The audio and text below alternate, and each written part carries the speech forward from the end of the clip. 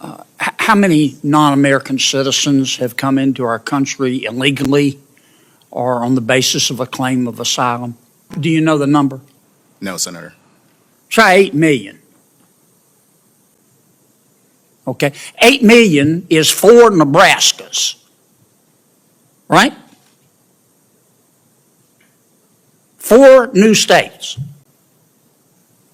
How many of those 8 million people are still here? Do any of you know? Okay. Senator John Kennedy just delivered what might be the single most devastating congressional takedown ever caught on camera. 3 senior Homeland Security officials, top-level bureaucrats, sat there and flat-out admitted they couldn't answer the most basic questions about the illegal immigration explosion under Biden. This wasn't some gotcha moment. This was Kennedy methodically, relentlessly exposing that the people supposedly in charge of border security don't even know the fundamentals. How many illegal immigrants came in? Crickets. How many were children? No clue. How many claimed asylum? Couldn't say. How many actually showed up for their hearings? Blank stare. How many got deported? They had nothing. Kennedy wasn't grandstanding. He was building an airtight case, brick by brick, that these officials aren't just unprepared, they're willfully ignorant, or worse. Then he dropped the hammer, that hit like a freight train. 8 million illegal entries. That's 4 entire Nebraskas worth of people pouring across the border. And nobody in charge can tell you where they are, who they are, or what they're doing. 4 Nebraskas. Let that sink in. Let's dive in. How many of those 8 million are claiming asylum? You don't know? How many of them claim asylum and don't show up for their hearing? Nobody knows? How many of them claim asylum, don't show up for the hearing, and President Biden has deported them? You don't know? How many of them have claimed asylum, shown up for their asylum hearing, and been denied asylum and been deported? You don't know. How many of them were from Mexico? You don't know. How about 30%? That means 70% were not, right? Surely you know the answer to that. 30% minus 100% is 70%. Am I right? Okay, 30% came from Mexico. Why don't you implement a safe third country policy that says under our asylum rules, you have to seek asylum in the first safe country. So if you come, say, from Venezuela or Nicaragua or another Central American country, you have to seek asylum in the first safe country. Why don't you do that? And then that would eliminate 70% of the 8 million. That's 5.6 million. Why don't you do that, Mr. Morant?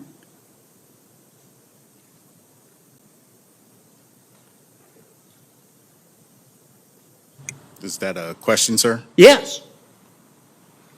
I've been asking her questions. That's beyond the purview of HSI. Oh, okay. How about you, Mr. Salazar? You're a former advisor to the vice president. How come we don't do a safe third country agreement? Sir, we're working with our partners in the region. 21 countries signed on to the Los Angeles Declaration. Have you done a safe third country agreement? You've had, what have you been at it, 2 years? What we are doing is working with them to expand legal pathways. Why doesn't President Biden get up in the morning tomorrow and say, we're changing the asylum process and we're doing what most other countries do, safe third country policy. You have to seek asylum. We support asylum. We have to seek asylum in the first safe country. That would eliminate 5.6 million people, boom, done, coming into our country illegally, wouldn't it? Sir, I just want to point out Washington. Wouldn't it? It would, sir, but there are activities underway. Let me ask you this, because I'm going to run out of time. President Biden and all of you believe in open borders, don't you? Don't you? I mean, I ask really basic questions. I don't mean any disrespect. I appreciate you being here. And I know you all love our country as we all do. But I believe in straight answers. I like straight answers in breakfast food. And there are only two possibilities here. Either President Biden and his team believe in open borders, or the people that the president has put in charge of the immigration policy of this country are not qualified to manage a food truck. And nobody's that incompetent. You folks believe in open borders, don't you? Sir, I think we believe in secure borders. You believe in then you don't even know how, well, I'm going to take 30 more seconds.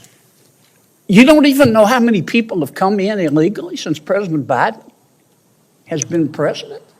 You're a former senior advisor to the Vice President of the United States, Mr. Salazar. And you can't even give me a number?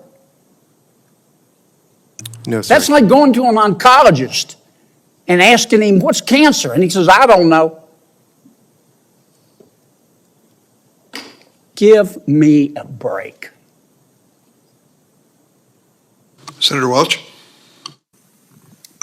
Thank you. I thank the witnesses. Just speaking to my friend Senator Kennedy.